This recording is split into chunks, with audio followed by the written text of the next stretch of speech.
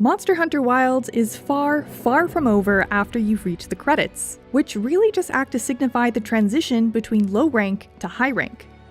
High rank hunts are, for one, harder, and though the story continues, the structure of the gameplay loop changes substantially.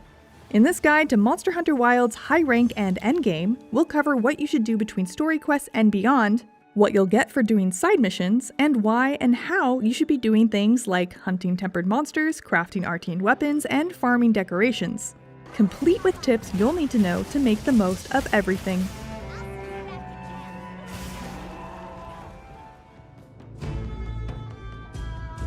Hunting high-rank monsters, signified by the 4-star rating and above, will continue to unlock totally new high-rank armor and weapons. High-rank armor also automatically becomes equipable as layered armor. Hunting and completing missions also grants hunter rank points. These points act as experience to increase your HR, or your hunter rank, and your rank governs what new missions you'll unlock and what monsters you'll encounter in the open world. Story missions, also called assignments, basically soft cap your hunter rank until you complete them. But don't worry, even if your HR doesn't go up, you'll still be earning all of that experience.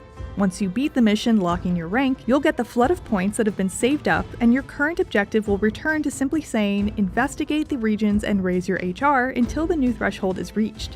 While time of day and weather patterns were locked in for much of the low rank campaign, they become dynamic once you reach high rank. Which monsters show up, which environmental interactions are available, and what endemic life is plentiful are all governed by location, time of day, and the weather. You can change the latter two variables at any time by resting in your tent for 300 guild points, save for during a stretch of missions in Chapter 5-2 when you're investigating weather anomalies. Until you reach the end of the quest chain, you won't be able to rest. Side missions are denoted by this yellow marker, and they're given out by NPCs throughout the world. Check back between story missions to accept them as they appear. Many of these lead to great rewards or new monster hunts and should be done whenever they pop up. In particular, two you'll want to look out for are Secure Wounded Hollow to receive an Armorcharm, and the accompanying side mission, as Gatekeeper, for the Powercharm, as both these items passively boost your stats at all times if they're on you. You can equip them from your stash in your tent by simply putting them into your inventory. And no, there doesn't appear to be a way to upgrade them just yet. You'll also want to prioritize the side missions that unlock material collection from various NPCs, as those will allow you to passively receive items over time. Don't worry, you'll be able to retrieve these from any base camp by speaking to Nata. You can do item trades and pick up festival shares for free or from him too. Finally, you'll also want to do the side missions that unlock new moves for your Palico. A full list of side missions along with the rewards are on our Sidequests page on our guide at ign.com. Do keep in mind that during the inclemency, NPCs might not be around for you to accept or turn in quests, so rest in your tent to change the weather so they show up again. Other than the main missions and side missions, and not counting timed special event quests, there are technically 3 types of quests you can embark on to raise your HR: field surveys, investigations, and optional quests. Field surveys are quests created from monsters roaming the field in real time. Attacking these monsters enough starts a field survey quest, but you can also start a field survey quest from the detailed map or world map. You can check the generally lucrative bonus rewards for any of these field survey quests from the map. Some of these bonus rewards can include very rare monster materials like gems, so it's worth checking these rewards often. You can also save field surveys as investigations, which you can then launch later at will from the quest counter even if that monster isn't currently on the map, just for a small fee of guild points. There is no real difference between field surveys and investigations besides this save for later aspect. You should save a field survey as an investigation if you're trying to grind for a particular weapon or armor set, want more of its particular bonus rewards, or if the monster is a giant gold crown or tiny miniature crown so you can share the find with your friends for achievement and trophy purposes. We recommend defeating the monster once as a field survey and then saving it as an investigation so you'll still have the max number of investigations left. You can do this by going to the Field Surveys tab when speaking to Alma and register past field surveys there as investigations. This is also where you'll post your saved investigations. If you're looking to farm a monster, optional quests should be your last resort as they don't give the same bonus rewards that field surveys and investigations do. But sometimes optional quests are required to complete side missions, so check that side missions tab in your menu. So your basic loop in high rank will be to complete any assignments and side mission that you see crop up, and to raise your hunter rank in between those and to craft new equipment, complete field surveys and investigations for the extra rewards they provide, and then unrelated optional quests if you need to. By the way, during all of this, check for this meat symbol on the map so you can go accept a free meal with great buffs between quests. As you complete the remaining main missions in high rank, you'll continue to unlock additional functions you'll want to engage with as part of Monster Hunter Wilds Endgame too. Trust us, you'll want to do this now so you're ready for the increasingly difficult event quests and title updates that are sure to come. In Chapter 4-2, you'll encounter your first Frenzied Monster. After completing it, Frenzied Monsters will start appearing in the world. Frenzied Monsters are more fierce and hit harder, but in exchange are killed extremely quickly. So they're good targets for farming if you're confident in your abilities to block or evade. They also drop Frenzy Shards, which are needed for certain equipment.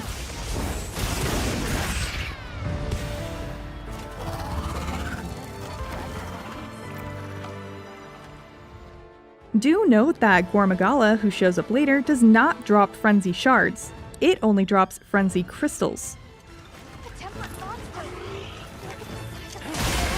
In Chapter 4-3, you'll encounter your first Tempered Monster.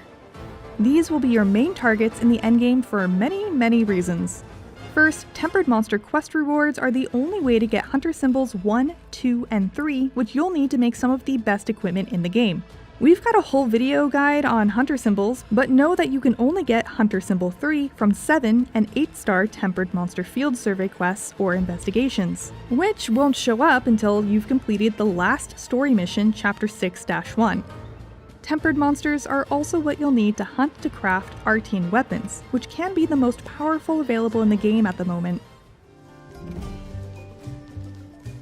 You can only craft Artian weapons by using weapon shards and fragments received from Tempered Monster quests or bonus rewards, or by melding. Tempered Monsters also drop Wyverian Bloodstones when you destroy their blue tempered wounds, which can be traded at the melding pot along with unwanted Artian weapon shards to meld relics, which give you Artian weapon materials. Get to HR 50 to unlock the ability to meld the best ancient weapon fragments, which produce the best Rarity 8 Artian weapon parts, but randomly. Get to HR 100 to choose which parts to meld. It's more expensive, but better when you know what you're after. If you're after those Wyverian Bloodstones for Artian weapon material melding, consider equipping the equipment skill called Flayer, which makes it easier to make wounds and grants a damage buff before hunting those tempered monsters. You can also complete bounties to get silver relic tickets, which are worth a lot of points. You'll need 3 weapon materials in different categories at the same rarity in order to craft an Artian weapon. The threat level of the tempered monster you face will influence the rarity of the shard dropped, so be sure to always be fighting the toughest ones, because really, only the red Rarity 8 Artian points are worth forging with. You can also reinforce Artian weapons to make them stronger by using ore obtained through festival shares, which you can get by talking to Nata at any base camp. You can also trade monster materials to Rakul and Azuz for these reinforcement materials. Now this is the stuff! We have a full breakdown, including the types of materials needed for each type of weapon, on our guide at IGN.com. But for the quick version, you need at least 2 materials of the same element to give that weapon that element, and the amount is boosted if all 3 match. We personally don't think it's worth it to craft an Artian weapon unless all 3 match, so hold on to those parts. Finally, you'll definitely want to farm decorations to make the best builds. Look for field surveys for monsters at threat level 6 and above to get a variety of the highest level decorations as bonus rewards. The stronger the monster, noted by these pink diamonds, the more bonus rewards you'll get, which you'll get even more of with multi-target quests. After 5-1, you'll be able to meld the highest rarity decorations too, but they're random. After beating 6-1, you'll unlock the ability to meld specific decorations at the melder, but these will be level 1 only. At HR 100, you'll be able to meld more powerful specific decorations, but the random ones still can be more powerful. You can always sacrifice unneeded decorations to meld new ones, but this isn't very cost effective. Instead, make sure to complete your quest bounties to get silver melding tickets. You can also farm things like ancient wyvern coins to trade for items like scarred scale, Dalthodin wool, or Azuz tanned leather to meld into decorations as well. Believe it or not, there are even more tips to help with high rank and Wild's engrossing endgame. so make sure to check out our guide on IGN.com. And for everything else gaming,